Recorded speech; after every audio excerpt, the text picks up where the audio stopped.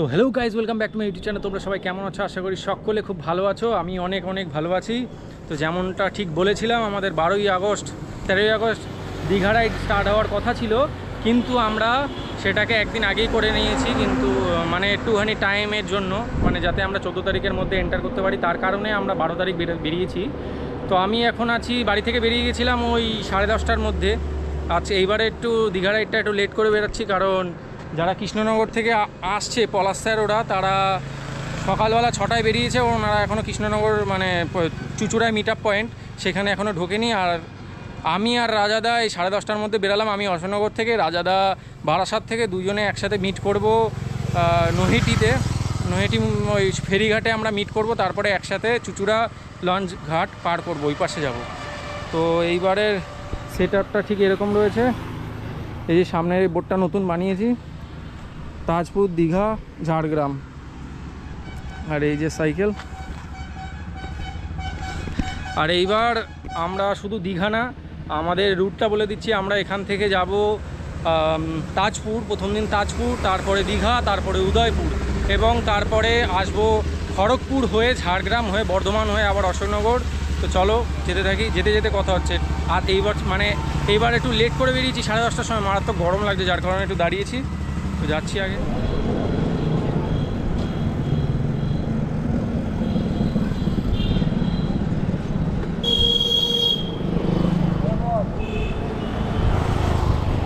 তো ফাইনালি এখন আমরা আওয়াল সিদ্ধি মোড় ক্রস করব, আর এরপরেই সিঙ্গেল রোড হয়ে যাবে, কারণ আর ওইদিকে মারাত্মক ভাঙা রাস্তা। এতক্ষণ ডবল লাইন ছিল, এখন সিঙ্গেল লাইন হয়ে যাবে।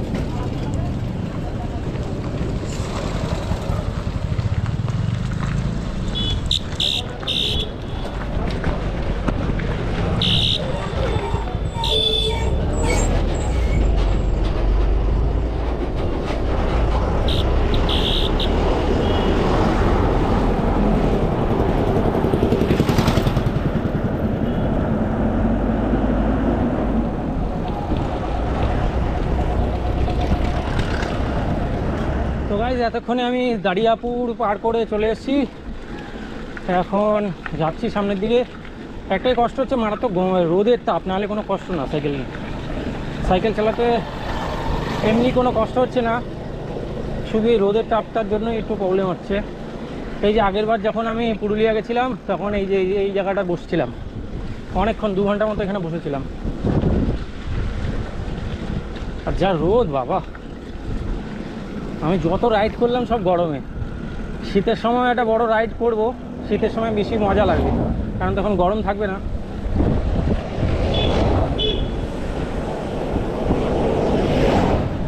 এই যখন এই গাছের তলা দিয়ে যাচ্ছি, তখন বেশি ভালো লাগছে, ছাওয়া রয়েছে। আর এই পাশে পুরো ফাঁকা মাঠ, তো ঠান্ডা হাওয়াটা বেশি দিচ্ছে। আর এই ঘড়িটা নতুন দিয়েছে দিদি, ওই রাখি পরিয়েছে তখন দিদি এই ঘড়িটা দিয়েছে। এই ঘড়িটা থাকাতে একটা সুবিধা হয়েছে কি, কেউ ফোন করলে ওই ফোনে শোনা যায় না, এই ঘড়িতে শোনা যায়। হাতটা কানের কাছে নিলে সব কিছু শোনা যায়, এই একটা সুবিধা। আর যদি ফোন সাইকেলে লাগানো থাকে, তখনও মানে আমি একটু দূরে থাকলেও বোঝা যায় যে ফোন এসছে, এই একটা সুবিধা এই ঘড়িতে। এবার চলছি। রাজাদা মনে হয় অনেকটাই চলে এসছে।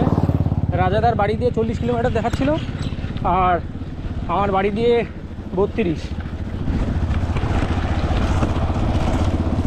আমার শুধু একটাই ভয় লাগছে যে সাইকেলের রিংটা যেন না বেঁকায়, কারণ একটু লোড দিয়েছি তো। আর আমার সাইকেলের চাকাটা চেনও চেঞ্জ করে দিয়েছি, চেনের যে ক্যাসেট সেটাও চেঞ্জ করে দিয়েছি, তাও প্রবলেম, মানে চাকাটা এরকম টাল খায়। তো দেখি কত দূর যায়, আশা করছি কিছু হবে না। আর যদি রাস্তায় কোনো প্রবলেম হয় তাহলে রিংটাই পুরো চেঞ্জ করে দেবো, কারণ এই রিংয়ে খুব সমস্যা হয়। শিলিগুড়ি যাওয়ার সময় অতিরিক্ত চাপ দিয়েছিলাম, তখনই হালকা টাল হয়ে গেছে রিংটা।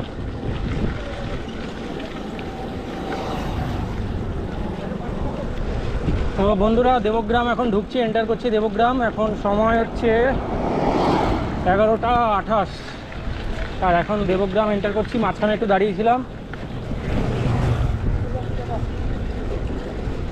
ওই 12টার মধ্যে ঢুকে যাবো না ঠিক।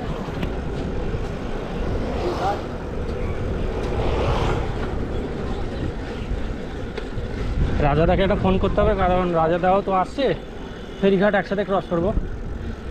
তো নৈহাটি পৌঁছে রাজাদাকে একটা ফোন করে নিতে হবে। এই যে প্রতিবার এই ডান দিকে কাটারা, এই যে গলিটা, এই ডান দিকের গলিতে প্রতিবার পুজোর সময়, লক্ষ্মী পুজোর সময় বাজি আনতে আসতাম সবাই। এখন মনে হয় বন্ধ হয়ে গেছে, জানি না, 2 বছর ধরে আসি না এখানে, বন্ধ হয়ে গেছে মনে হয়।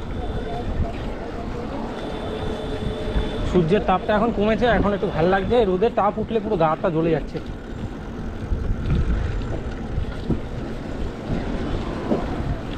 সামনেই সাহেব কলোনি, ব্যাস বেশিক্ষণ লাগেনি, স্পিডে চালিয়েছি তো।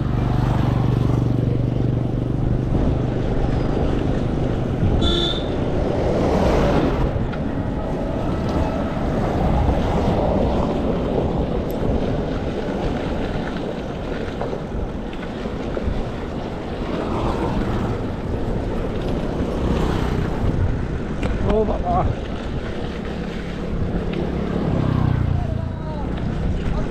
দীঘা দীঘা।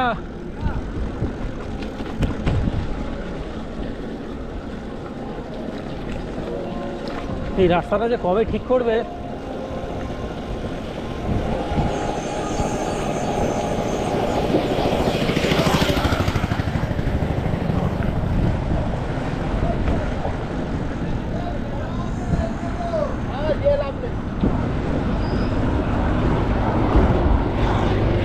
সাহেব কলোনি ঢুকছি, এন্টার করছি সাহেব কলোনি।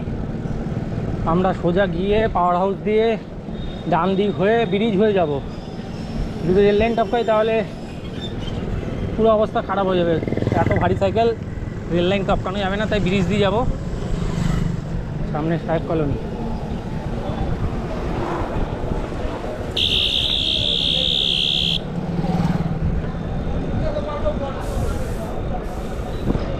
সময় 11:35, আর ঢুকে গেছি সাহেব কলোনি।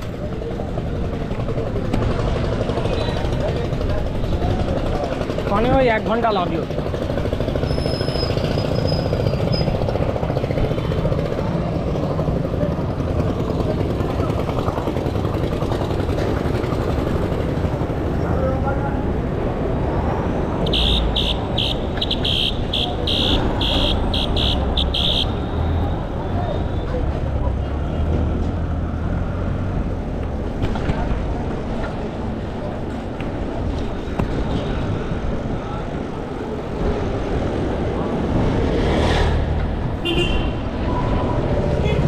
পাওয়ার হাউস দিয়ে ডান দিকে গিয়ে ব্রিজে উঠবো।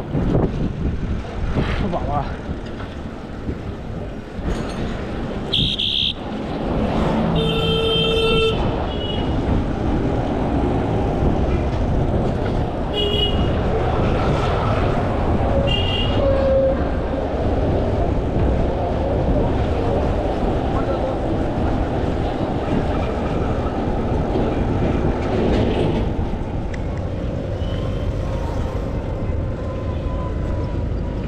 আরে বাপরে।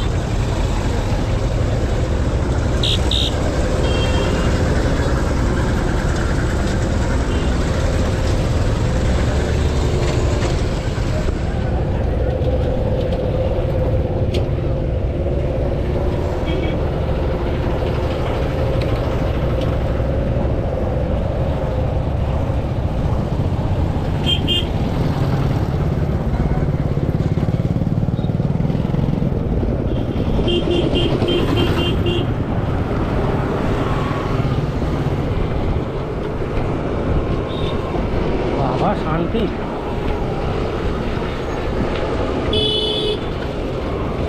আরে এরকম ভাবে কেউ ব্রেক মারে?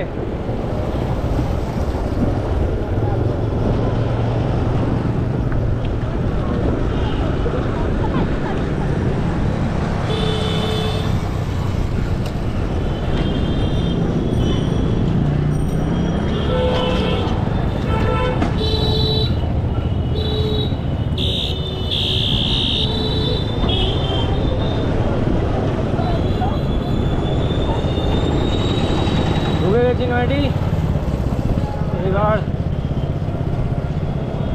ঘাটে যাওয়ার পালা। রাজাদাকে একটা কল করে নি।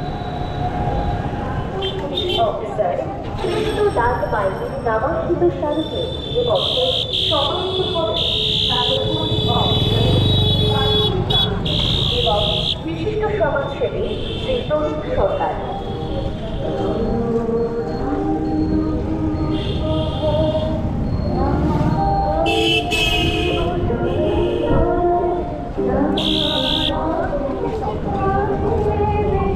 নয়াটি জংশন, নয়াটি এন্টার করে গেছি।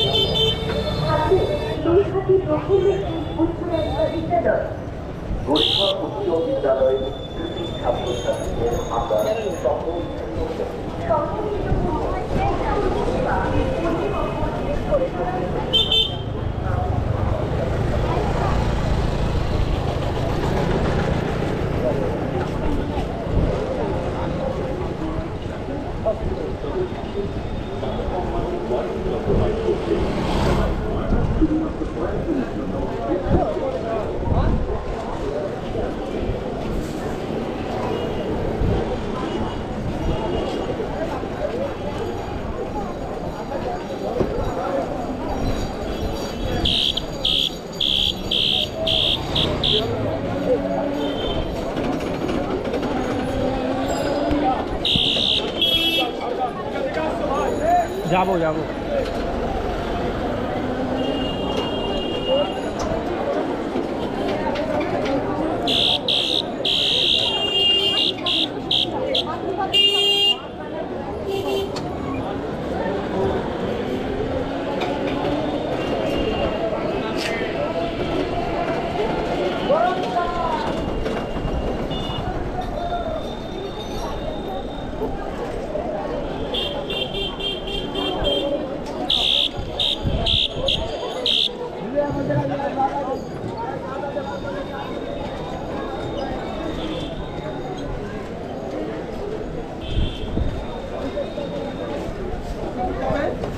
দীঘা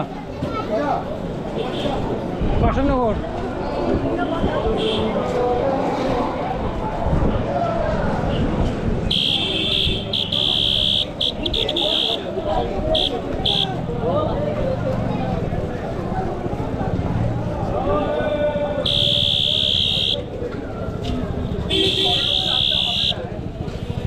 ও শুধু বলে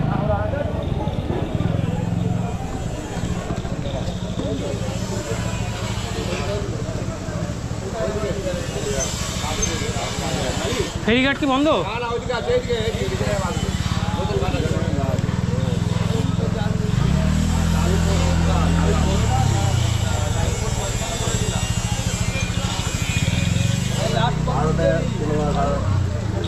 ঝাড়গ্রাম দীঘা ঘুরে বাড়ি।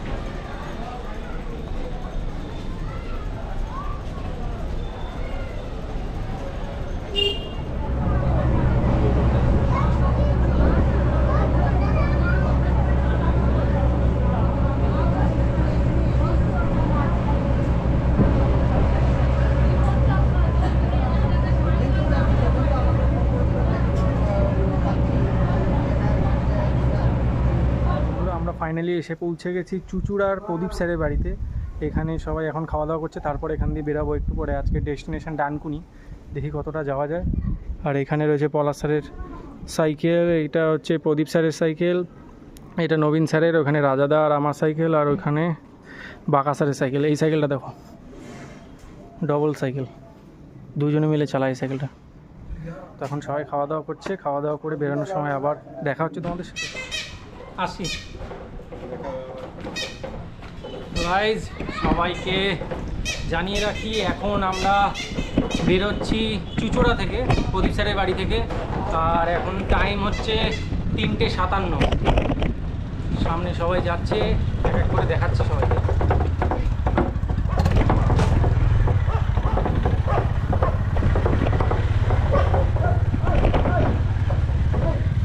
এই যে আমাদের নবীন স্যার,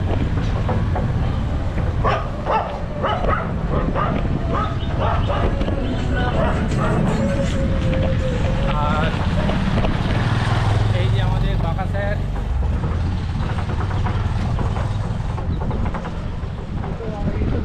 আর জানার মানে প্রদীপ স্যার আর সঙ্গীতা ম্যাডাম একসাথে একটা সাইকেলটা জাস্ট দেখাচ্ছে।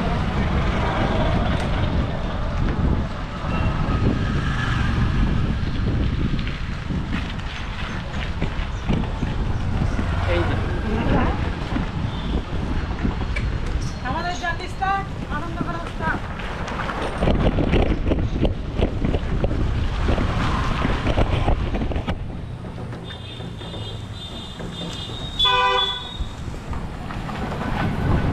এই যে ম্যাডাম, সঙ্গীতা ম্যাডাম আর প্রদীপ স্যার সামনে যাচ্ছে, আর আমি রয়েছি এখানে পিছনে। পরপর সবাই আসছে, টোটাল আমরা 8 জন আছি। চলেছি আজকে, দেখি কতটা যাওয়া যায়। এখন বেরোলাম, আর এই যে সামনে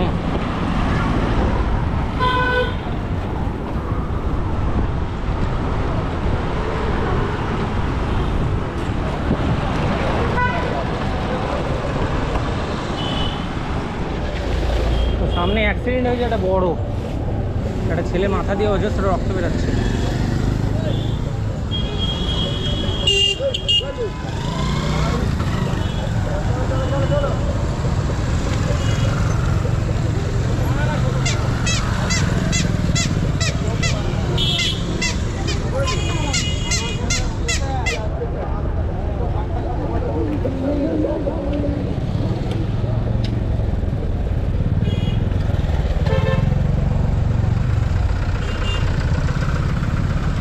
অ্যাক্সিডেন্ট হয়েছে, যার জন্য জাম লেগে গেছে এখানে।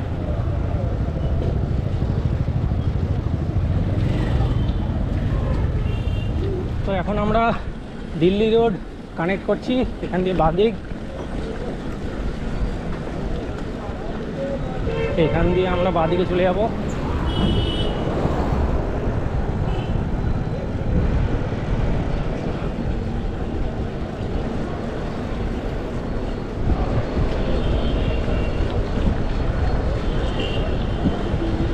সামনে সবাই যাচ্ছে,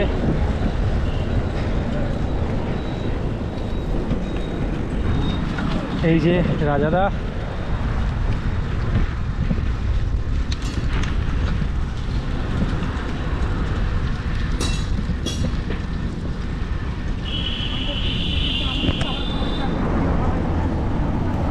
এখানে প্রদীপ স্যারের সাইকেলটা একটু ডিস্টার্ব করেছে, স্যার সাইকেল ঠিক করছে, তারপরে এগোবো। পলাশ স্যার একটু আগিয়ে গেছে, অনেকটাই আগিয়ে গেছে স্যারটা। এখানে ঠিক করছে সাইকেল ঠিক করে তারপরে আবার আটা। তো গাইস এরকম একটা জায়গা, দারুণ জায়গাটা, হেবি সুন্দর লাগছে জায়গাটা।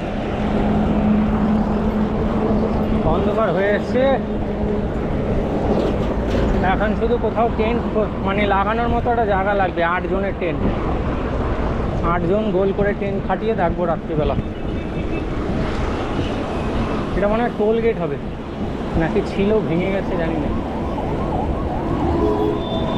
তো রাইডের মাঝে এখন একটু চা ফ্লাক্সে করে নিয়ে এসেছিলো স্যাররা, এখন রাইডের মাঝে এখানে দাঁড়িয়েছি। এখন 5:30 মতো বাজে, সবাইকে চা দিয়েছে, এখন চা খাবো আর তারপরে কোথায় রাতে থাকা যায় সেটার ব্যবস্থা করবে স্যাররা।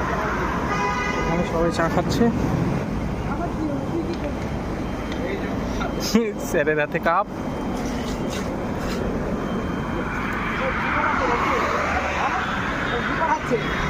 তো এখান দিয়ে চা খেয়ে তারপর এখান দিয়ে বেরোচ্ছি। তো চা খেয়ে আবার বেরিয়ে পড়েছি। এখন অন্ধকার হওয়ার আগেই একটা ভালো জায়গা দেখে, এতজনকে 8 জন রয়েছে, 1-2 জন থাকলে যে কোনো জায়গায় থাকতে দেয়, কিন্তু 8 জন রয়েছি, একটা ভালো জায়গা দেখে ক্যাম্প করবো ক্যাম্প। কারণ সবাই যাচ্ছে, আমি সবার লাস্টে, গরম লাগছে তাই একটু আস্তে আস্তে চালাচ্ছি। তো চলো কোনো জায়গায় ক্যাম্প, যখন কোনো জায়গায় জায়গা পেয়ে যাব তখন আবার তোমাদের সাথে আবার কথা হচ্ছে। আগে দেখি কোথায় জায়গাটা পাই রাত্রে থাকার জন্য। এসছি, এখানকার দাদারা আমাদের এখানে এই মন্দিরে থাকার ব্যবস্থা করে দিয়েছে। এখানে সবাই রয়েছে, আজকে রাতটুকু এখানেই থাকবো, খাওয়া দাওয়া করে এখানেই থাকবো, তারপরে কালকে সকালে বেরিয়ে যাবো এখান থেকে।